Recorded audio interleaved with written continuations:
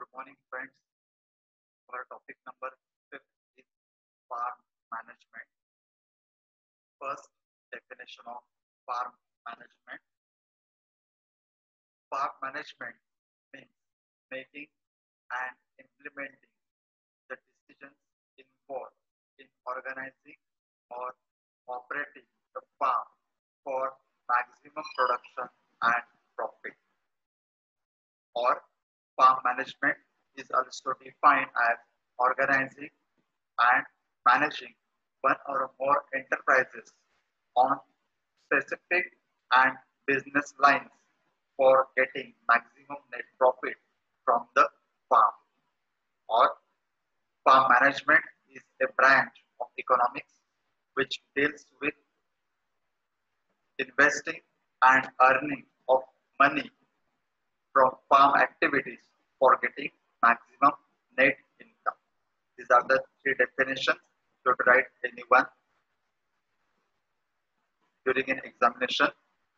पहिल्यांदा farm management means making and implementing the decision involved in organizing and operating a farm for maximum production and profit.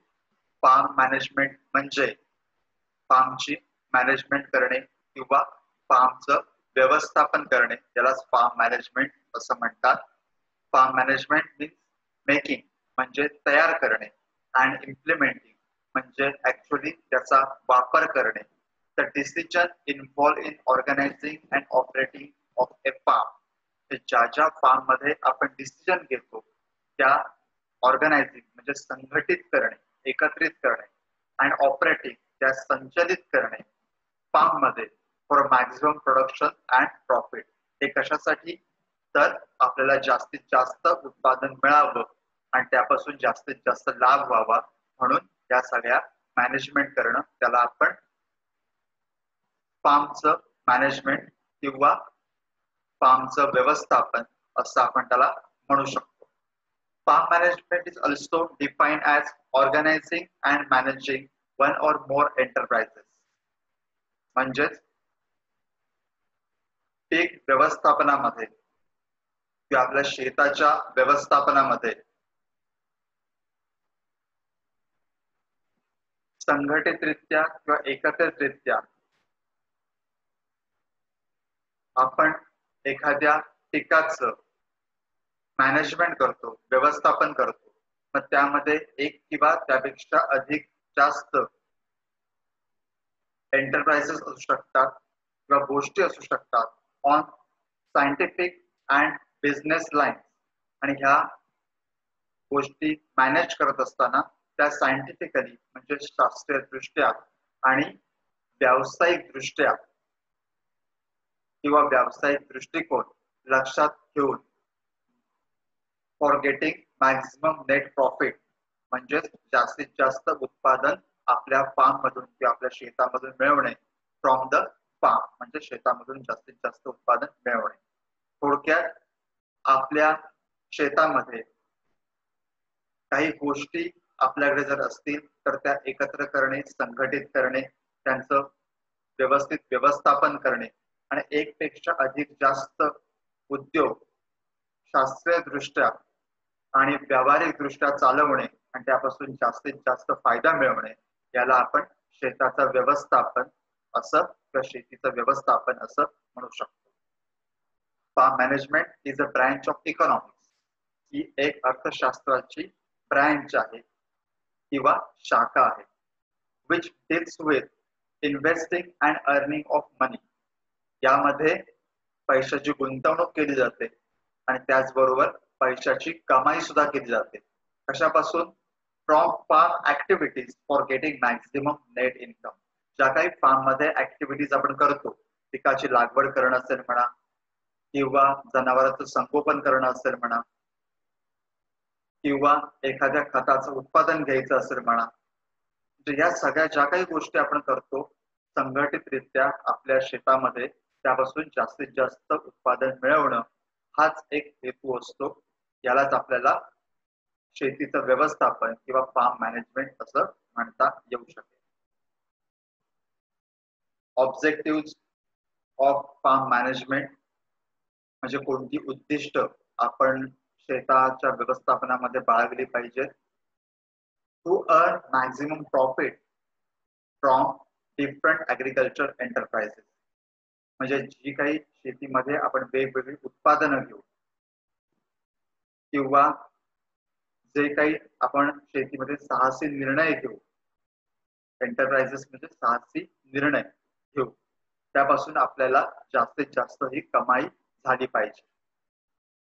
To study effect of different changing technology on agriculture business म्हणजे हा ॲग्रिकल्चरचा business करत असताना किंवा शेतीचा व्यवसाय करत असताना ज्या काही टेक्नॉलॉजी चेंज होत असतील किंवा बदलत असतील तर त्यांचा जास्तीत जास्त इफेक्टिव्हली आपण वापर केला पाहिजे की जेणेकरून आपल्याला प्रॉफिट मिळू शकेल. To increase the agriculture business by efficient using source and resources available म्हणजे शेती हा व्यवसाय करत असताना आपल्याकडे कोणते कोणते सोर्सेस कोणते कोणते घटक किंवा त्यापासून निर्माण होणारे घटक जर उपलब्ध असतील तर त्याचा आपण जास्तीत जास्त योग्य किंवा सुयोग्य पद्धतीने वापर केला गेला पाहिजे की जेणेकरून आपल्या शेतामधील जी इन्व्हेस्टमेंट आहे किंवा पैशाची गुंतवणूक आहे ती कमीत कमी करता येऊन जास्तीत जास्त फायदा मिळवता येऊ शकेल. To make effective planning regarding land utilisation, cropping system, labour and weather याच्यामध्ये आपल्याला चांगलं प्लॅनिंग म्हणजे चांगलं व्यवस्थापन करता आलं पाहिजे. कशाबद्दल? तर लँड युटिलायझेशन म्हणजे जमिनीचं व्यवस्थापन किंवा जमिनीचा वापर. क्रॉपिंग सिस्टीम म्हणजे जे आपण क्रॉपिंग सिस्टीम वेगवेगळ्या घेतो किंवा क्रॉपिंगचे पॅटर्न आपण वेगवेगळे वापरतो किंवा पिकांची लागवडीच्या ज्या पद्धती वापरतो त्या. लेबर म्हणजे आपल्याकडे असणारा जो लेबर आहे म्हणजे मनुष्यबळ आहे मध्ये स्किल असेल किंवा अनस्किल लेबर असेल तर त्याचा वापर योग्यरित्या करता आला पाहिजे. आणि वेदर म्हणजेच हवामानाच्या आधारावरती आपल्याला एखाद्या पिकाचं व्यवस्थापन करता आलं पाहिजे. To decide more profitable cropping system and animal husbandry म्हणजे आपल्याला एकतर योग्य निर्णय घेता आला पाहिजे आपण कोणती पीक पद्धती वापरणार आहोत त्याबद्दल आणि त्याचबरोबर आपण जे डेअरी फार्मिंग करणार आहोत किंवा आपण कुक्कुटपालन असेल म्हणा किंवा दुग्ध व्यवसाय असेल म्हणा यासारखे जे आपण व्यवसाय करणार आहोत तर त्याचं सुद्धा व्यवस्थापन आपल्याला नीट करता आलं पाहिजे किंवा त्याबद्दलचे निर्णय आपल्याला सक्षमपणे घेता आले पाहिजे. To calculate expenditure required per unit area for evaluation of agriculture production. Expenditure म्हणजे खर्च आपल्याला आपल्या शेतावरती जो होणारा खर्च आहे प्रत्येक गोष्टीवरती होणारा जो खर्च आहे तो आपल्याला योग्यरित्या योग्य वेळेस कॅल्क्युलेट करता आला पाहिजे किंवा मोजता आला पाहिजे आणि त्यामधूनच आपल्याला उत्पादनही मिळवता आलं पाहिजे. म्हणजे मिळणारं उत्पादन आणि होणारा खर्च याची आपल्याला कुठेतरी सांगड घालता आली पाहिजे अन्यथा आपल्याला लॉस मध्ये आपला ॲग्रिकल्चर जो बिझनेस आहे किंवा आपल्या शेतीचं जे उत्पन्न आहे ते जाऊ शकतं. त्यासाठी खर्च आणि उत्पादन यामध्ये ताळमेळ घालता आला पाहिजे. To provide programmes and services that develop skill आपल्याकडे जे लेबर आहेत किंवा मनुष्यबळ आहे त्यांच्यामध्ये नियमितरित्या असे वेगवेगळे प्रोग्राम्स किंवा सर्व्हिसेस त्यांना देता आल्या पाहिजेत की जेणेकरून त्यांचं जे स्किल आहे ते नियमित डेव्हलप होऊ शकेल. And knowledge in financial management आणि त्याचबरोबर त्यांचं जे काही नॉलेज आहे फायनान्शियल मॅनेजमेंट म्हणजेच आर्थिक व्यवस्थापन करण्यासाठीच ते सुद्धा वाढवता आलं पाहिजे. त्याचबरोबर टॅक्सचे लॉ असतील नियम असतील टॅक्स संबंधीचे लीडरशिप ह्युमन हेल्थ म्हणजे त्यांच्यामध्ये असणारी जी लीडरशिप असेल ह्युमन हेल्थ त्यांचं आरोग्य असेल टेक्निकल प्रोडक्शन म्हणजे तांत्रिकदृष्ट्या उत्पादन निर्मिती करणं असेल लीगल इश्यू आपल्या जमिनीविषयी पिकाविषयी किंवा विक्रीविषयी जे काही लिगल इश्यू असतील अँड एन्व्हायरमेंट आणि त्याचबरोबर आपलं सभोवतालचं असलेलं वातावरण, या सगळ्या गोष्टीची आपल्याला मॅनेजमेंट करता आली पाहिजे किंवा योग्य वेळेस असे योग्य निर्णय करता आले पाहिजेत अथवा योग्य व्यवस्थापन करता आलं पाहिजे, तरच आपण शेती या व्यवसायामध्ये टिकू शकतो किंवा त्याचबरोबर जास्तीत जास्त उत्पादन हे मिळवू शकतो. Aspects of farm management. Farm मॅनेजमेंटची ऍस्पेक्ट्स कोणती आहेत तर ती आपण खालील बघणार आहोत. Selection of farm. आपण शेती जो व्यवसाय आहे तो कोणत्या पद्धतीचा निवडतो यावरती अवलंबून आहे. Choice of enterprises. आपण कोणते साहसी निर्णय घेतोय यावरती सुद्धा अवलंबून आहे.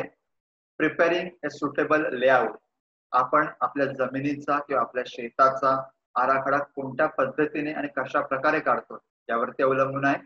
Formulation of cropping scheme and calendar of operation. म्हणजे एखाद्या पिकाची आपल्याला स्वच्छरित्या मांडणी करता आली पाहिजे अथवा ती जी क्रॉपिंग स्कीम आहे किंवा पिकाचं जे व्यवस्थापन आहे किंवा पिकाची जी लागवडीची पद्धत आहे ती आपल्याला व्यवस्थित मांडता आली पाहिजे. And calendar of operation. त्याचबरोबर पूर्ण वर्षभरामध्ये कोणकोणती कामं करायची आहेत ही योग्य वेळेमध्ये योग्य रीतीने आपल्याला करता आली पाहिजे. मग त्यासाठी तुम्ही लेबरचा वापर करा किंवा मशिनरीचा वापर करा, परंतु ती योग्य वेळेमध्ये इफेक्टिव्हली आणि चांगल्या पद्धतीने ही झाली पाहिजे. Equipping farm with necessary inputs. तुमचा जो शेत आहे त्यामध्ये वेळोवेळी मॅकॅनायझेशन करणं गरजेचं आहे आणि त्यासाठी पैसा खर्च करावा लागणं गरजेचं आहे.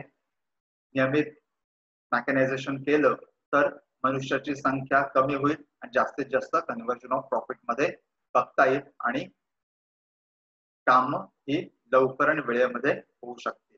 Management of farm labour. आपल्याकडे जे असणारे लेबर आहे म्हणजे मनुष्यबळ आहे, मग ते स्किल असेल किंवा अनस्किल असेल तर त्याची प्रॉपर मॅनेजमेंट, त्याचं प्रॉपर व्यवस्थापन करता आलं पाहिजे. Maintain farm record, workout cost of cultivation and profit loss statement.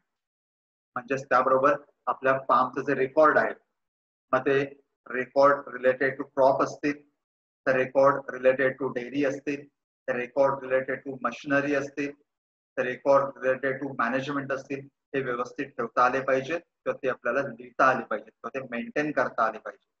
Workout cost of cultivation. जे आपण पीक घेणार आहोत किंवा जो आपण बिझनेस करणार आहोत शेतीचा त्याच्यामध्ये आपल्याला आपला किती खर्च येणार आहे हा आपल्याला व्यवस्थितरित्या काढता आला पाहिजे.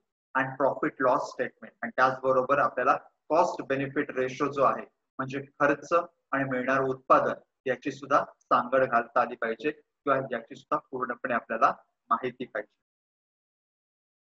Maintain records for seeking certificate of for export. त्याचबरोबर आपल्याला एक्सपोर्ट सर्टिफिकेट आपल्या फार्म मध्ये ज्याचं उत्पादन होतंय हे जर आपल्याला परदेशामध्ये पाठवायचंय तर ते अशा प्रकारची सर्टिफिकेट मिळवण्यासाठी आपण नेहमीच तत्पर राहायला पाहिजे किंवा अशी सर्टिफिकेट आपण मिळवली पाहिजे. Source conservation. म्हणजे आपल्याकडे जे जे सोर्स आहेत म्हणजे पाण्याचे असतील, त्याचबरोबर फर्टिलायझर्सचे असतील, मशिनरीचे असतील, लेबर्सचे असतील, असे सोर्स आपल्याला कन्झर्व करता आले पाहिजेत, वाढवता आले पाहिजेत आणि त्याचा इफेक्टिव्हली आपल्याला युटिलायझेशन किंवा व्यवस्थापन करता आलं पाहिजे. Farm manager. म्हणजे आपल्या फार्म मध्ये जर फार्म मॅनेजर असेल तर शेतीचं व्यवस्थापन करण्यासाठी जर आपण एखादा मनुष्य नेमला असेल तर त्याने कोणकोणती ऑपरेशन्स केली पाहिजेत आणि त्याची कार्य कोणती आहेत ती खाली दिलेली आहे. Farm manager. A farm manager is an employee who is paid to manage a farm or a group of farm. म्हणजेच असा एक व्यक्ती की जो या सगळ्याचं पूर्ण व्यवस्थापन बघेल आणि त्यासाठी आपण पैसे मोजत जर असू तर त्याने त्या फार्मचं प्रॉपर व्यवस्थापन केलं पाहिजे, नीट व्यवस्थापन केलं पाहिजे किंवा जर असंख्य फार्म असतील तर त्याचं एकाच वेळेस योग्य आणि योग्य वेळेमध्ये व्यवस्थापन केलं पाहिजे. A farm manager is a responsible person employed to manage or carry out duties associated with day-to-day and long-term management of the farm.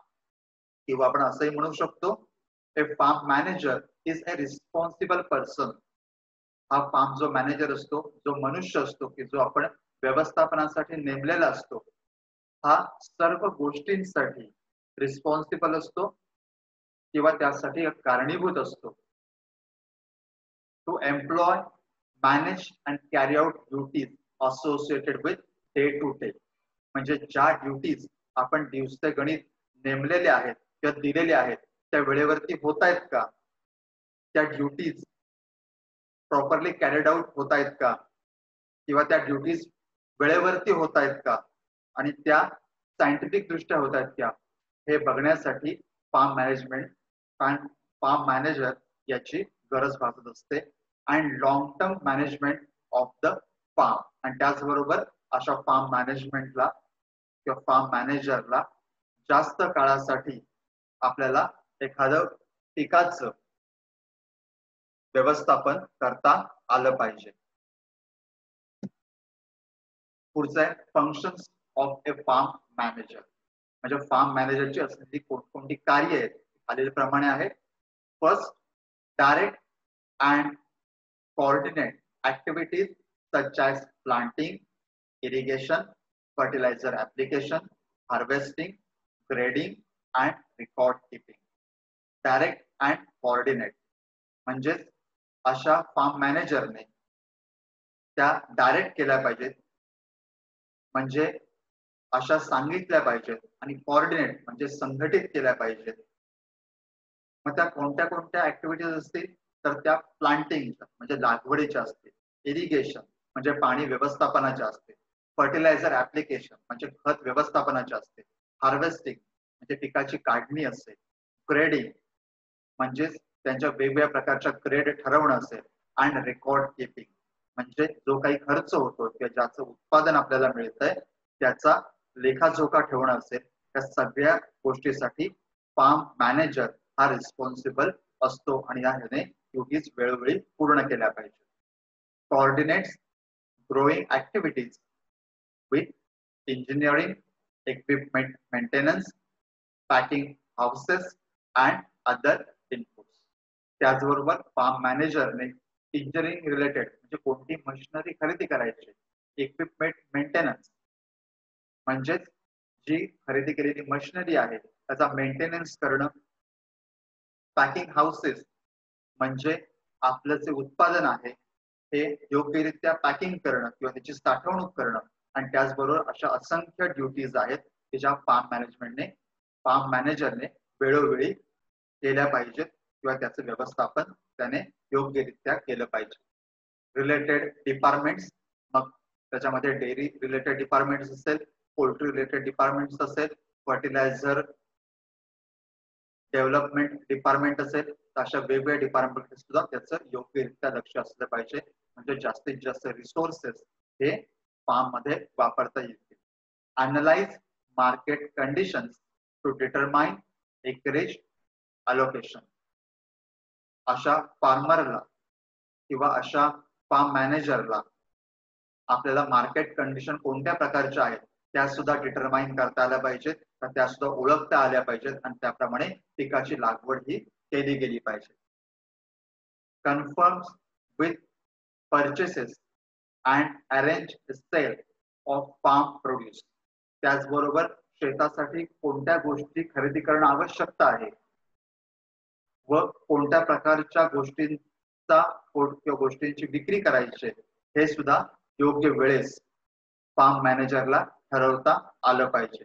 Analyse soil type and quantity of fertiliser required for maximum production.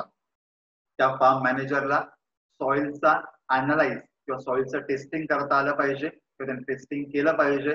कोणत्या प्रकारच्या माती आहेत या ओळखता आल्या पाहिजेत, त्याप्रमाणे पिकं लावता आली पाहिजे आणि त्याचबरोबर क्वांटिटी ऑफ फर्टिलायझर, मग ते ऑर्गॅनिक फर्टिलायझर असतील किंवा केमिकल फर्टिलायझर असतील, म्हणजे सेंद्रिय खतं असतील किंवा रासायनिक खतं असतील, ही कोणत्या, कधी आणि किती खरेदी करायचे हे सुद्धा त्याला ठरवता आलं पाहिजे.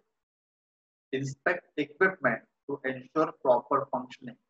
जी आपण खरेदी केलेली मशिनरी आहे त्याचं वेळोवेळी त्याला निरीक्षण करता आलं पाहिजे, इन्स्पेक्शन करता आलं पाहिजे, की जेणेकरून ती योग्य वेळेमध्ये योग्य वेळी ही कार्यरत असू शकेल.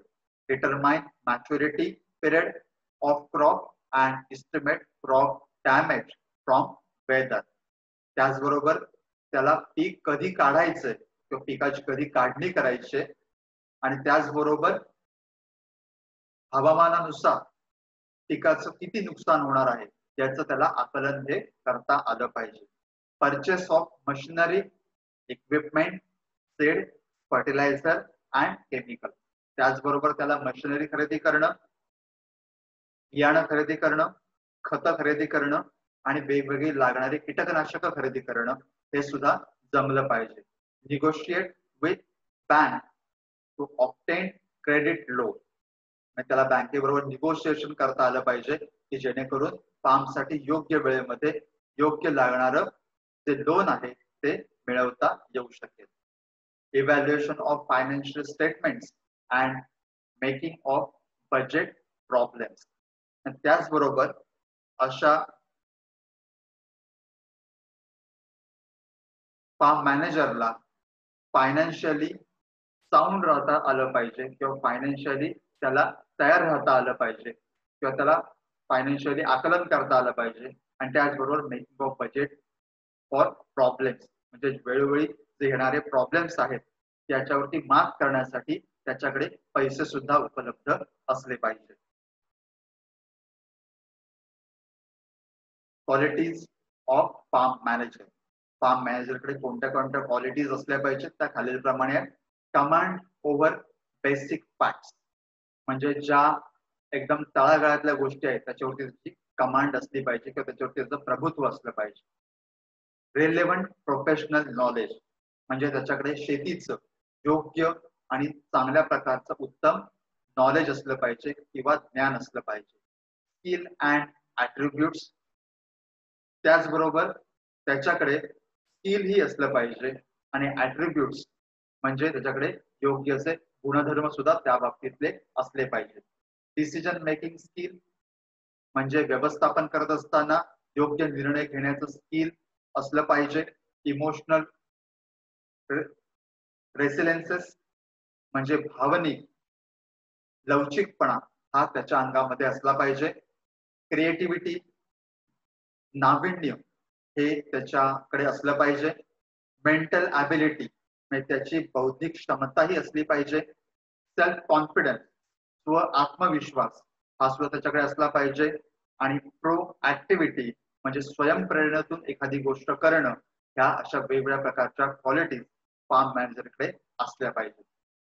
Choice of enterprises. The important decision which has to take a farming is a choice of enterprises. आता एंटरप्राइजेस निवडत असताना किंवा एखादा व्यवसाय निवडत असताना तो कशा प्रकारे चॉईस करायचा हे खाली दिलेलं आहे. Choice of enterprises. The important decision which has to taken a farming is a choice of enterprises, म्हणजे तुम्ही योग्य वेळेमध्ये कोणत्या प्रकारचा चांगला निर्णय आपल्या शेतीविषयी घेताय तर कोणत्या प्रकारचा चांगला व्यवसाय तुम्ही निवडताय किंवा त्या व्यवसाय निवडताना तुम्ही किती साहस करताय हे सुद्धा अवलंबून असतं. एक्झाम्पल, वन क्रॉप एंटरप्राइजेस, तुम्ही एकच पीक घेताय. डायव्हर्सिफाईड फार्मिंग, व्हेजिटेबल कल्टिवेशन, की तुम्ही वेगवेगळ्या प्रकारचं आपल्या शेतामध्ये भाजीपाल्याचं उत्पादन घेताय किंवा पिकांची लागवड करताय. फ्रूट ग्रोईंग, तुम्ही फळझाडांची लागवड करताय. और मिक्स क्रॉपिंग, किंवा तुम्ही एकत्रितरित्या मिश्र पिकाची लागवड करताय. याबद्दल तुम्हाला योग्य निर्णय किंवा साहसी निर्णय हे घेता आले पाहिजे. त्याचा पहिला पॉइंट, वन क्रॉप.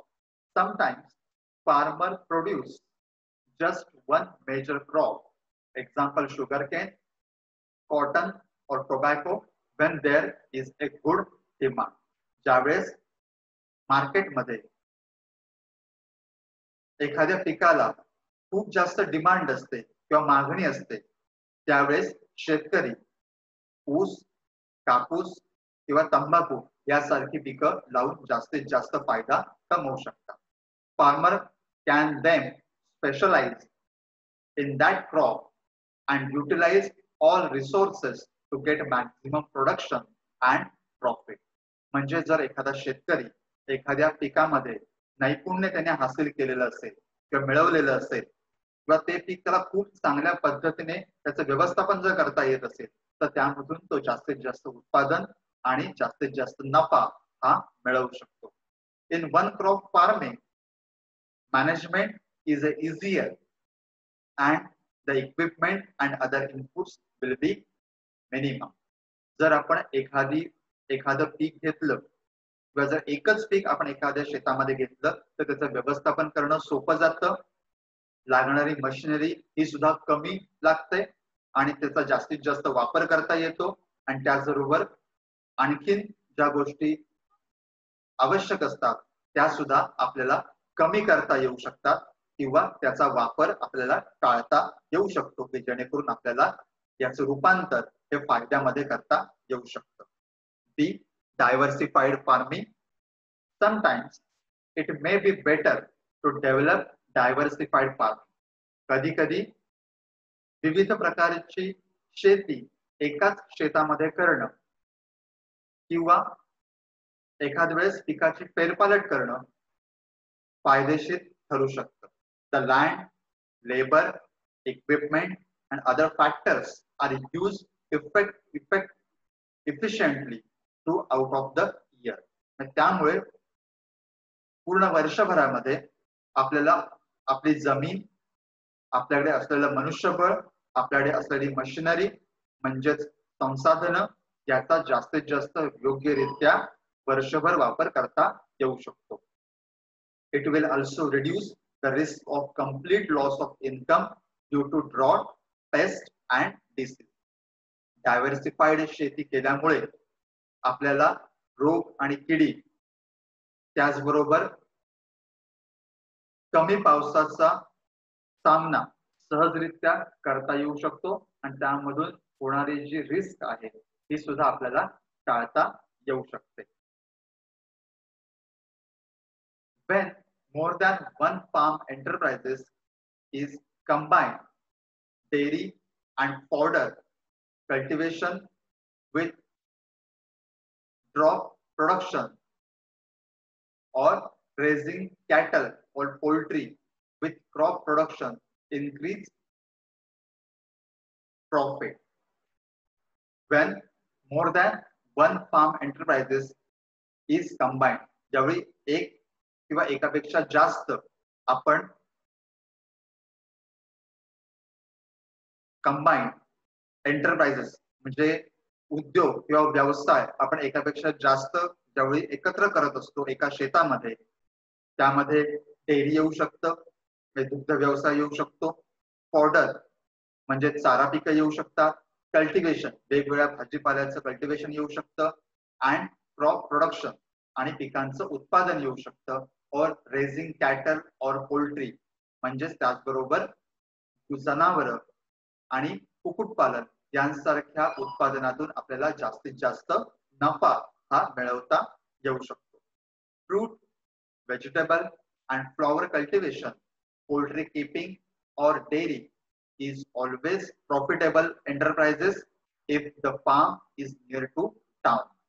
जर आपला फार्म किंवा आपलं जर शेत हे शहराजवळ जर असेल तर आपल्याला फळांची लागवड, भाजीपाल्याची लागवड, फुलांची लागवड, कुक्कुटपालन, डेअरी व्यवसाय हे जर आपण व्यवसाय एकत्ररित्या घेतले, संघटितरित्या एकत्र घेतले तर आपल्याला त्यापासून जास्तीत जास्त नफा हा मिळवता येऊ शकतो. नेक्स्ट आहे सिलेक्शन ऑफ ए फार्म म्हणजे शेताची योग्य अशी निवड करणं. The selection of farm is important in farm business, as the land is the costly item among all the factors of production, being farm have greater advantages. जर एखाद्या वेळेस एखादा व्यवसाय निवडताना आपल्याकडे जर मोठ्या प्रमाणामध्ये आपल्याकडे शेत असेल किंवा लँड असेल आणि ती जर कॉस्टली असेल आणि अशी कॉस्टली लँड जर आपल्या हातामध्ये असेल किंवा आपल्याकडे जर असेल तर यामध्ये वेगवेगळ्या प्रकारचे बिझनेस करणं हे जास्त फायदेशीर ठरू शकतं.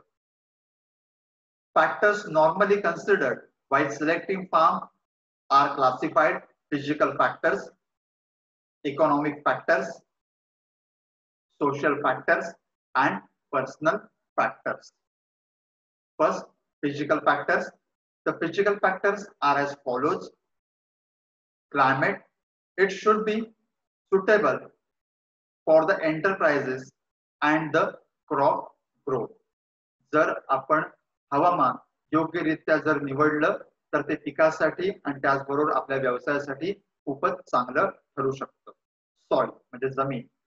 It should be fertile, well drain, 1 metre in depth and having good structure and texture. म्हणजे आपल्या जमिनीची भौतिक अवस्था ही जर चांगली असेल, ती चांगल्या निचराची असेल आणि 1 मीटर जर खोल असेल तर आपली जमीन ही आपल्या पिकासाठी योग्य ठरू शकते किंवा चांगली ठरू शकते. Topography. Topography is important from the point of view of soil erosion, drainage, water logging, irrigation, and use of machinery. The farm should be level. जर आपली जमीन ही उंच सखल असेल तर आपल्याला काही गोष्टी प्रामुख्याने बघणं गरजेचे आहे. त्याच्यामध्ये मातीची होणारी धूप असेल, पाण्याचं ड्रेनेज म्हणजे पाण्याचं पर्कोलेशन असेल किंवा पाण्याचा निचरा असेल, वॉटर लॉगिंग पाणी साचणं असेल, इरिगेशन पाणी व्यवस्थापन असेल आणि त्याचबरोबर आपल्याकडे असणाऱ्या मशिनरीचा वापर असेल. तर ह्या गोष्टी आपला जर फार्म हा उंच सकल असेल तर बघणं गरजेचं आहे. अन्यथा शेत निवडताना शक्यतो सपाट किंवा समतल असं निवडावं. Distribution of farm area. Before selection of farm proportion of cultivable land, wasteland, pastures should be suited. म्हणजे ज्यावेळेस आपण शेत निवडतोय त्यावेळेस आपली जमीन ही लागवडीसाठी योग्य असली पाहिजे. त्याचबरोबर खराब जमीन ही वेगळ्या पिकासाठी निवडता आली पाहिजे. किंवा गवत जर लागवड करायची असेल तर त्या पद्धतीची जमीन हवी असेल किंवा निवडावी लागेल आणि यासाठी पूर्वीच अभ्यास करणं गरजेचं आहे. Layout and arrangement of existing field. Water supply, source of water supply and depth of water.